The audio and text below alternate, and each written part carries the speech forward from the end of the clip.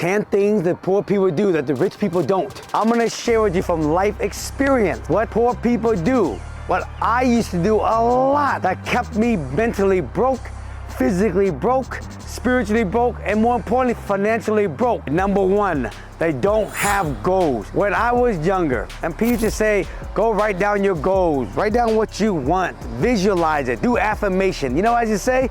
That shit is bullshit. Nobody do that stuff. That's so stupid. That's so silly. And you know what, you guys? I'm telling you, the people who don't write down goals, they never get nowhere. Just think about it. If you want to travel from here to California, you gotta have a roadmap. It tells you basically follow this roadmap and you're gonna get to California.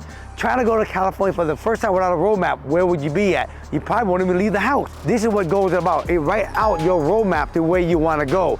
That's the most important thing. If you ever want to be wealthy, you gotta have a goal. Number two, they don't live a life of CANI. Now, CANI stands for constant and never-ending improvement. When I was younger, I didn't care a lot about basically trying to learn anything beyond high school. But when I got exposed to a lot of wealthy people, very successful people, not just money, I learned that these folks are here, they're constantly working on how to improve their life, their mental life, their spiritual life, their physical life, their financial life, their career, and they're trying to constantly work at it.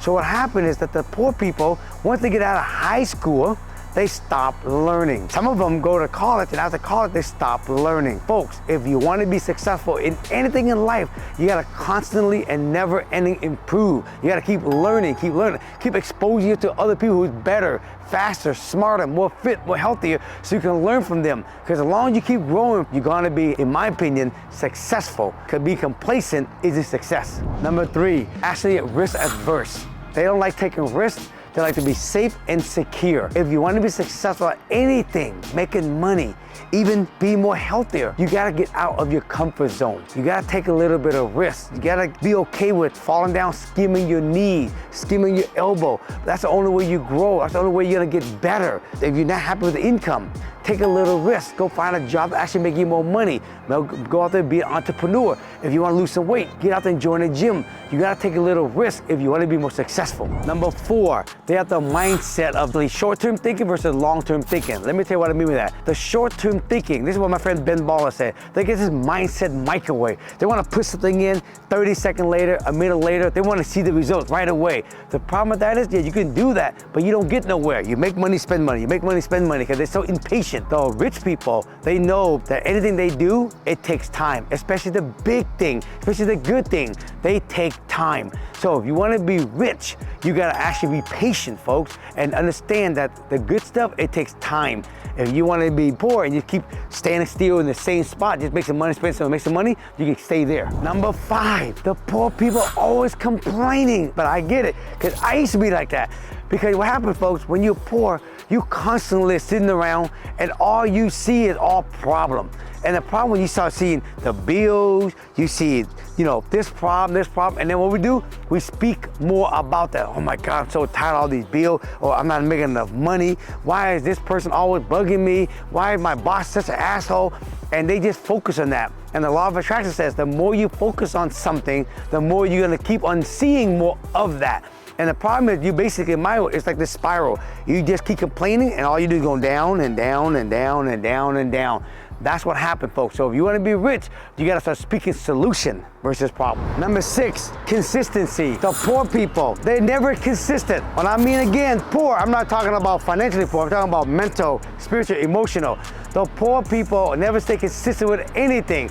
Look, they start something and then they see the next shiny object and then they try that. Or they start something and the wind blows this way or the wind blows this way and they take off with that. They never get good at anything and they keep doing that over and over and over. The rich people, the success people, they know when they do something, they're gonna actually take their time and they're gonna pace themselves and they're gonna master this whole thing. And they know they gotta be consistent, persistent, and see it all the way through until it's successful. When I started my Instagram account, I had 0 followers 2.5 years ago. I've been posting 2 video posts a day, 7 days a week for 2.5 years. I never use no bot. And people don't realize all the blood, sweat, and tears, consistency, and the creativity I have to do every day for the last 2.5 years, it got me where I'm at today. Be consistent. Number 7, the psychology of money. Poor people, they don't master the psychology of money. You gotta understand how much money you gotta make. Also, you gotta understand how much money you wanna make for your gift, your time, your talent. Right? You don't want to get underpaid. Then you got to know what kind of expenses going in every day,